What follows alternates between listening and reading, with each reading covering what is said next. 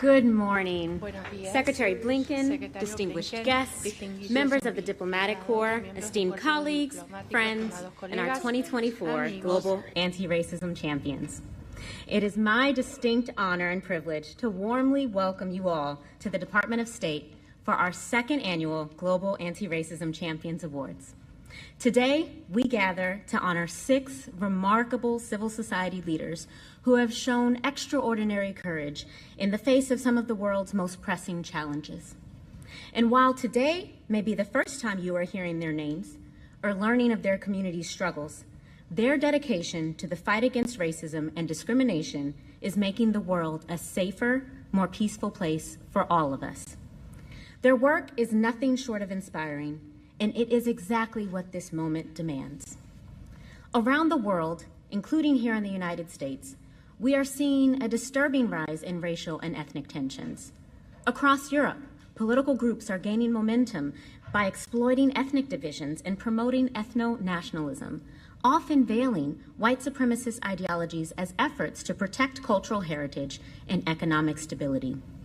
Migrants and immigrants are increasingly being scapegoated, portrayed as threats to jobs and national identity, instead of being recognized for who they really are, human beings. Again, these events are not confined to Europe. Globally, conflicts rooted in race, ethnicity, and identity are intensifying. In Burma, we continue to witness the devastating persecution of Rohingya, a stark reminder that ethnic cleansing and racial violence are alive and well in today's world. In Sudan, warring parties have again engaged in targeted ethnic violence, and rapid support forces have committed ethnic cleansing, targeting many of the same communities that bore the brunt of the Darfur genocide over 20 years ago. In some parts of South and Central America, indigenous peoples continue to be terrorized and killed for simply existing on the lands they have lived on and protected since time immemorial.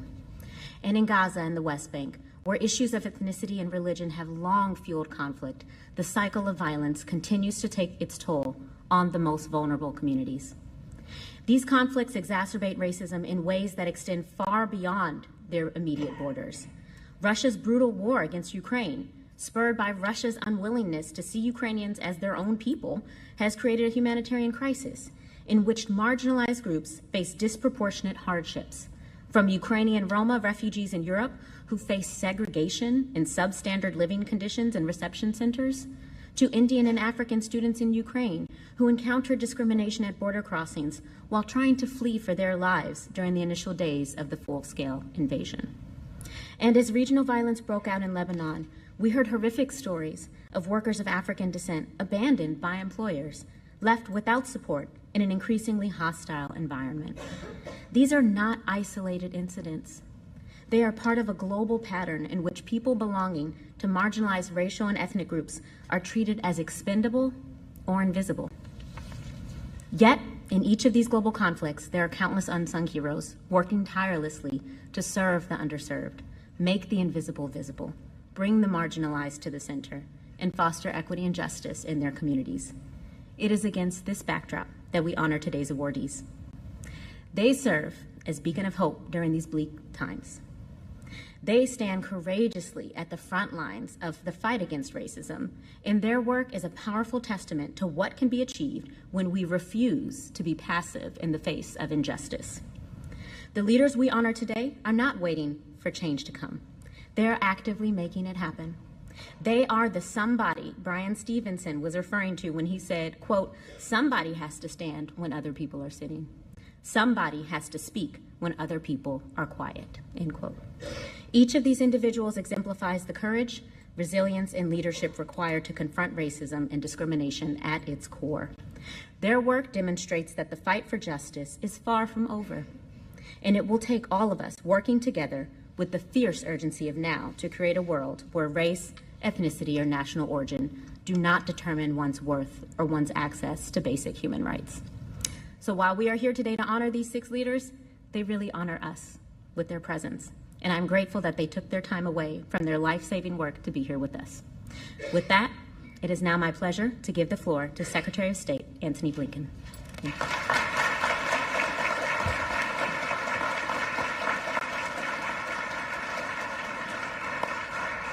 Thank you. Good morning, everyone. Let me just start by thanking the remarkable Desiree Cornet-Smith for remarkable service at this department as our first ever Special Representative for Racial Justice and Equity. Every day, Desiree, her entire team, are working to create a fair and more equal world for all of us and for generations to come. Speaking of the next generation, we're glad you added to it yourself, some of you know, with the most recent addition to Desiree's family and to the State Department family. I also want to thank Amber Green for very skillfully carrying forward this important work over these past few months. To our friends from across the United States government, our civil society partners, our private sector partners, thank you for joining us for the second presentation of the Secretary's Global Anti-Racism Champions Award. And to our 6 honorees, it is quite simply humbling to share this stage with you. Thank you, thank you, thank you for your presence today, for your extraordinary work every day, which we'll talk about in just a couple of minutes. When President Biden took office nearly 4 years ago, the United States and many other societies were experiencing a racial reckoning. Too many people here at home, too many people around the world continue to face discrimination and violence, to be denied education, to be denied economic opportunity, simply because of how they looked or where they were from. That's why on his very first day in office, the President signed an executive order directing the entire federal government to advance racial equity and justice for underserved communities, people of color, LGBTQI plus people, people with disabilities, racial minorities, at home and also around the world. This executive order was rooted in our values, but it was also based on hard-nosed self-interest. When individuals see themselves represented in their governments, that in turn enhances their faith in democratic institutions. If every community has access to opportunity, that boosts the nation's economic strength and its potential. Many of the biggest challenges we face here and around the world, climate change, disease, food insecurity, conflict, hit those who are overlooked and oppressed the hardest. We know that we cannot address these issues fully and effectively without listening to, without factoring in the unique circumstances, needs, and perspectives of the most vulnerable among us.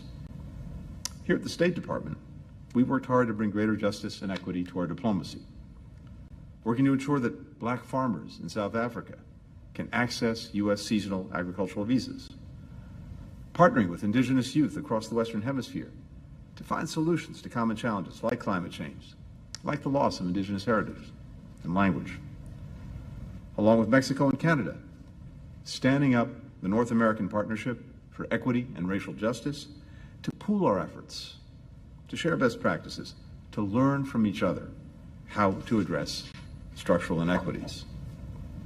We've made progress, but even as we've made that progress, we know how much more work remains to be done.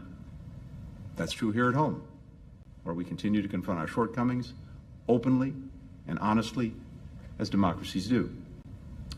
It's also true around the world, where we're still striving to realize the trust and the truth enshrined in the Universal Declaration of Human Rights, that all human beings are born free, born equal in dignity and in rights. As we seek to realize that more just and equitable future, we have few greater partners than the civil society advocates, like the courageous leaders that we honor today. So let me just say a few words about each of them. For those of you who are not familiar with their work, it truly is extraordinary. Elvis Shakiri, a tireless champion for North Macedonia's Roma community, who have faced generations of racial and economic injustice and are too often denied citizenship. Elvis and his group of colleagues started Roma Litico to end the Roma statelessness. They've since registered hundreds of undocumented Roma, giving them access to government services, to education, to employment opportunities. Tomasa Yauri Harkomi got her start in activism and politics as a union organizer in Bolivia. She was 12 years old.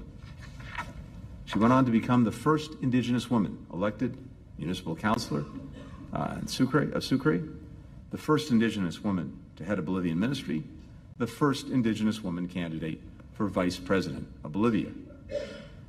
In a nation where indigenous people experience disproportionate rates of poverty and unemployment, she's working. A todas las organizaciones y todas las personas involucradas que han hecho posible este sueño para todos nosotros, para todas nosotras.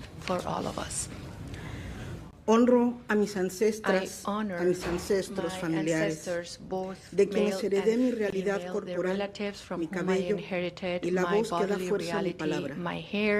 Honro a mis ancestros que elevan mi alma, guían mis ideales, construyen mis valores en las más extensas de las libertades.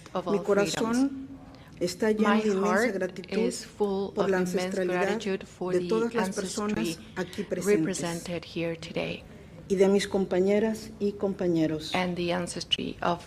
Gracias por compartir sus historias, su valentía, determinación, con una mirada siempre al futuro. Una mirada que se muestra como un crisol de culturas en nuestros diversos contextos, espacios temporales, atemporales, que se reflejan como modelos de reevolución, que conforman nuestro pensamiento, nuestra comprensión de quiénes somos, cómo somos y lo que queremos ser para nuestras familias y comunidades. Queremos un mundo inclusivo, con paz y salud para nuestras comunidades y grupos vulnerables, para la comunidad indígena, afrodescendiente, personas con capacidades especiales y la comunidad LGBT+. Aunque venimos de distintas latitudes, distintos continentes y no nos conocíamos, ya existía un vínculo entre nosotros, que es la búsqueda de la dignidad, la paz, la salud, educación y el bienestar para nuestras comunidades en todo el mundo, pero también para atender nuestro planeta, nuestra tierra, el medio ambiente, de una forma sustentable. Estamos aquí para alzar nuestra palabra y darle voz a la niñez, hoy esclavizada, racializada, y erradicar el embarazo infantil, el matrimonio forzado de niñas y la violencia de género y cualquier tipo de violencia. Estamos aquí para alzar la voz en contra de un racismo institucional, constitucional e histórico para muchos de nuestros países aquí presentes. Solo a través de la educación, la equidad, la igualdad, abrazaremos y generaremos la dignidad que todos los seres humanos merecemos. Nuestro segundo nombre es la resiliencia. Estamos aquí para dar la voz a cientos de personas detrás de nosotros, pero también para darle voz a las futuras generaciones. Muchas gracias a mis compañeras, a mis compañeros por sus luchas, su fortaleza. Gracias a este reconocimiento, gracias por voltearnos a ver, mirarnos, sostenernos, contenernos y fortalecer nuestros espíritus y corazones. Hacernos sentir que todos los sacrificios, todo lo que hemos arriesgado ha valido la pena. Esta experiencia nos llena de esperanza, de inspiración y nos regala el que no estamos solas, no estamos solos. Esto es un paso gigante por una vida libre de violencia y llena de amor y dignidad para toda la humanidad. Thank you.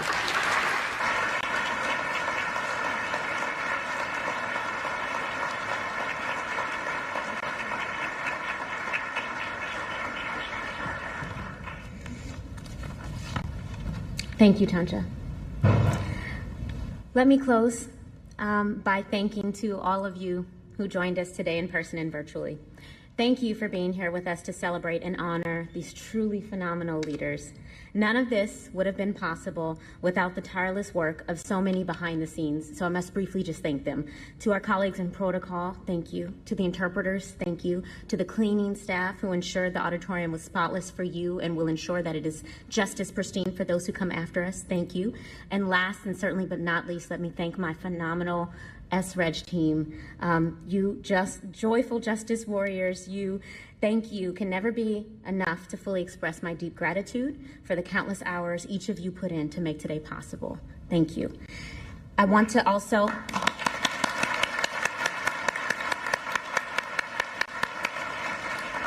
and I must once again thank our honorees. I hope that today's humble recognition of your critical work strengthens your resolve to continue to stand and speak. And I hope that the solidarity you build amongst each other and with U.S. civil rights organizations that you meet during your time here reminds you of just what Tanja said, that you are not alone.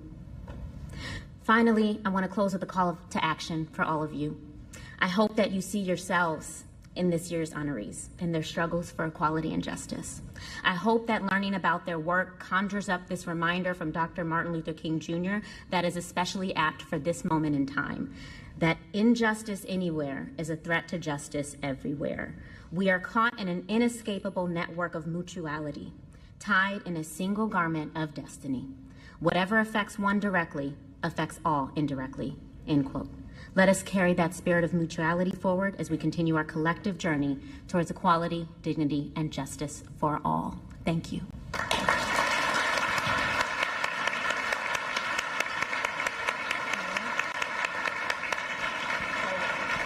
Distinguished guests, thank you so much for coming. This concludes our ceremony.